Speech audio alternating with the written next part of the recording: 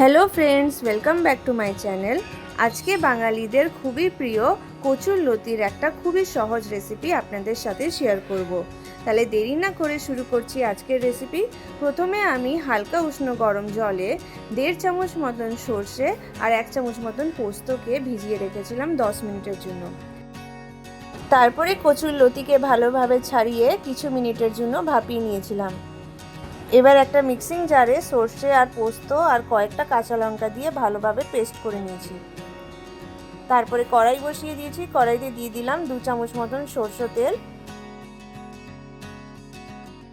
তেলটা গরম হলেই দিয়ে দেব 1/2 চামচ মতন কালো জিরে ফোড়ন আর একটা শুকনো লঙ্কা দিয়ে কিছুক্ষণ নেড়ে চেড়ে দিয়ে দেব কচুর লতি। কচুর লতিটা দিয়ে 2-3 মিনিটের মতন একটু ভাজা ভাজা করে নেব।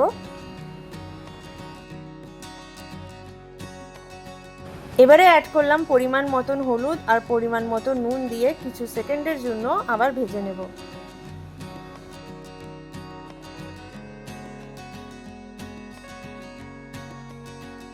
এবার অ্যাড করে দিলাম পোস্ত সরষে কাঁচা লঙ্কার পেস্টটা দিয়ে আবার কিছুক্ষণ নেড়ে চেড়ে নেব।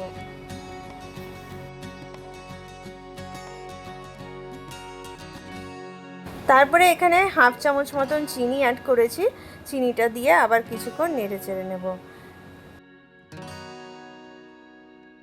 তৈরি হয়ে গেল কচুর লতি। গরম গরম ভাতের সাথে সার্ভ করবেন।